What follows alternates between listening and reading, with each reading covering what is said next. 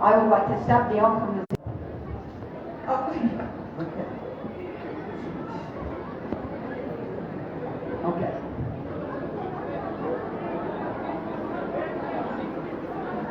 Audience, please be seated. So today, I don't have many remarks prepared. In fact, I think that the 4 students who came before me were honestly better orators. But today, please quiet down. Please sit down. Please sit down. Settle down. Please sit down. Please sit down. If you do not quiet down, I won't be able to give my speech. So please. Please sit down. Please. Humble request from the audience. Please be seated and maintain the decorum. I request all the audience to remain seated, and he will come to you and he will request your narration to you. Huh? I think you're right.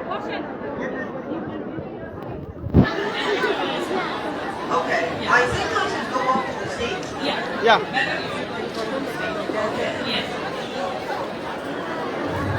It's my humble request to the guests, students, parents, guardians, please be seated.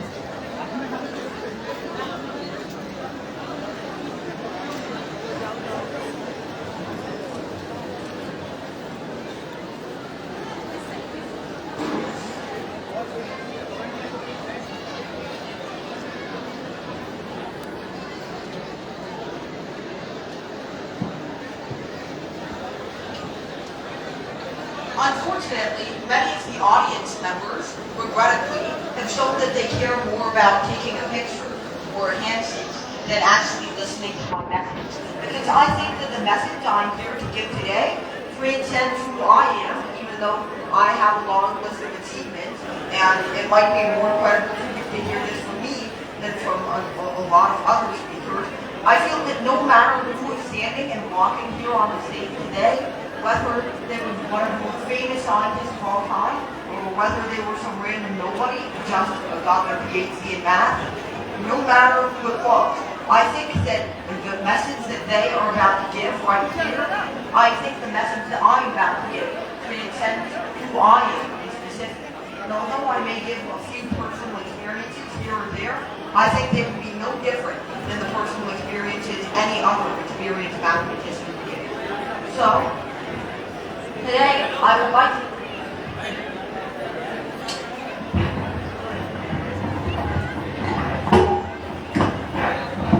Okay. This must be better then. So, once again, I think that this speech transcends exactly who I am and how famous I am.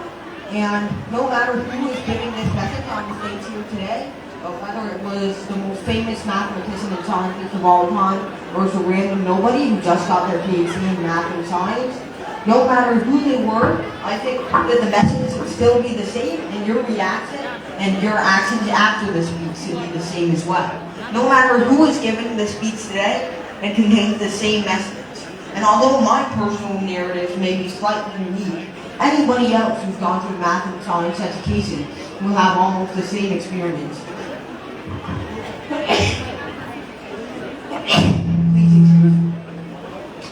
So, today, I would like to talk about the importance of our new generation valuing, understanding, and learning math and science. Nowadays, I find so many people saying that math and science is for nerds, or that they weren't smart enough for math and science, that they hated math, or that they were bad at math in school, or that they simply didn't see how math was useful. I've even seen people tell me this is the second year I've gone without having to use sine, cos, and tan. So, I mean, that's great for you, but do you have a job? So what I would like to ask you all out there is, math and science is becoming increasingly important in today's future, especially in terms of technology and engineering. Nowadays, many of the best jobs are in engineering and computing. So, why is it that when math and science is gaining so much importance in our actual job market and our world for the next few years to come, Why is it that when math is gaining importance in the job market, that math is losing importance to us, and especially our newer generation? Why is it that instead of wanting to learn anything, especially anything that serves as a difficult or a challenge, or anything that requires actual critical thinking, why instead of doing that, do we always want to keep it simple and easy? Why do we want to stick to the same basic kind of problem? Why do we never want to actually go out there and problem solve? So that's the question I would like to ask you, especially the younger generations, the people who are still at school or still in their first few years of college at this rate. Why do you feel comfortable sticking to the same routine, the same kinds of problems that use the same formulas and methods and equations that have only 1 to 2 steps to test? And of course, they're just a memorization problem, especially when it comes to subjects like physics, chemistry, and most notably biology. So, instead of a memorization test where the one who gets the best mark is the one who has the best memory, I think that we should all move on by trying to understand something. Why don't we understand mathematics? And why can't we understand mathematics? And how is this harmful for us? I mean, what's really the problem? If we get good grades on math and science tests, who really cares if we don't understand math and science? It won't really affect us any longer, because all we'll have to do is a few simple calculations and problems when we actually get a job with a math or physics professor, right? But here's what I think. In the 17th, 18th, and 19th centuries, there was so much progress in math, mostly because people were not only very experimental, they always wanted to experiment with something new every single day. They looked for patterns in the digits of every number. Like, for example, it was discovered in the 17th, 18th, and 19th century that Pascal's triangle actually correlates to the digits of the powers of 11. And number theory, the whole, was invented in that span of time. And so was graph theory. And so were many other fields as well. Integral calculus, differential calculus, vector calculus. In the 18th and 19th centuries especially, electromagnetism was able to bloom, and so was regular mechanics, as Newton and a lot of other scientists worked on, including Galileo, Faraday, etc. So, there was such an explosion of new ideas and new understanding for those 200 or so years. So what happened? After those 200 to 250 years, why did we suddenly slow down? Of course, in the 20th century, there were many remarkable achievements too, most notably in physics, quantum mechanics, as well as special general relativity, and in mathematics, topology. Well, why does it feel like we slowed down in the 20th century? And nowadays, we're 20% of the way through the 21st century already. In fact, nearly 25% of the way, 1/4 of the way through. And yet, none of us can name a single discovery that was made in that amount of time. Sure, we can name small things like discovering a new method for the quadratic formula, making slight progress on the Riemann-Zeta hypothesis. But we can't name anything big, any new fields that have been pioneered, any new experiments that have been made. This is not an issue with the mindset of the professionals, the people with master's degrees and PhDs. Of course, they're just as passionate as anybody else in any other field. They understand math better than any of us do here. But the problem is that almost nobody nowadays feels inspired enough to get a PhD. The people who say they love STEM in the early and last few years of high school, the people who say they love STEM, half of them drop out once they actually get to college because they realize STEM is harder than they thought. It's not just rote memorization, it's actually applying these things to solving problems. Especially once reference tables come in, especially in the US where reference tables are the most used. When the reference tables come in, memorization is no longer needed. It's problem solving instead that comes in handy. Instead of having to memorize all the funky equations and symbols, and then only having to apply 2 or so theorems to get to the answer, now you don't have to memorize any equations. They're all there on the equations. And instead, you have to apply 5 or 6 theorems chained in a row, plus some very nice algebraic calculus manipulations on the way in order to obtain something actually new. At least, that's what I would say, a bachelor's degree college problem weren't so formulaic as well. It takes so much to get a PhD. You have to make a completely new discovery in mathematics. No matter how small, it's an incredibly hard feat to figure out something that no one has ever figured out before in the history of mathematics and science.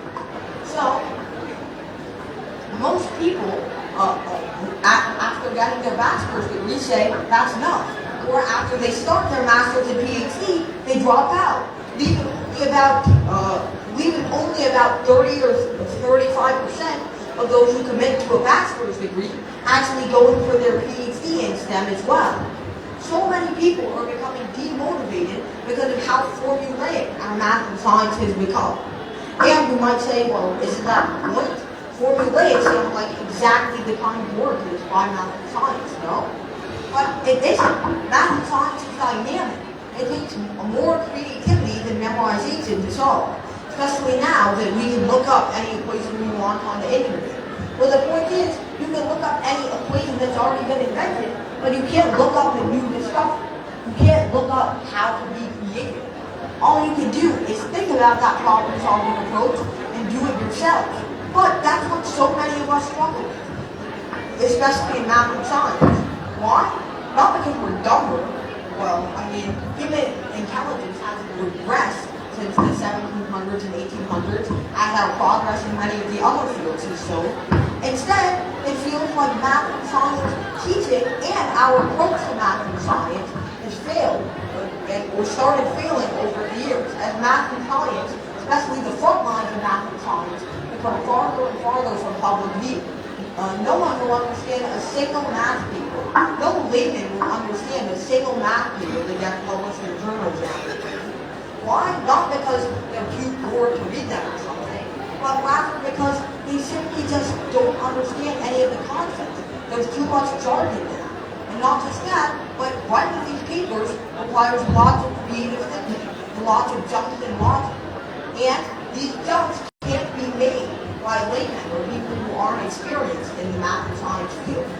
So why aren't we taught to think creatively when it comes to mathematical and scientific problems? Isn't that like the whole point of math and science? To be applied in real-world situations?